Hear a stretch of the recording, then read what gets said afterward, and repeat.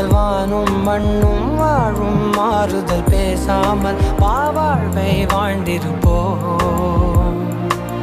மழை காற்றோடு போகும் வரை போனால் என்ன, அது ஏதோ ஓர் பூவின் துணையானால் என்ன.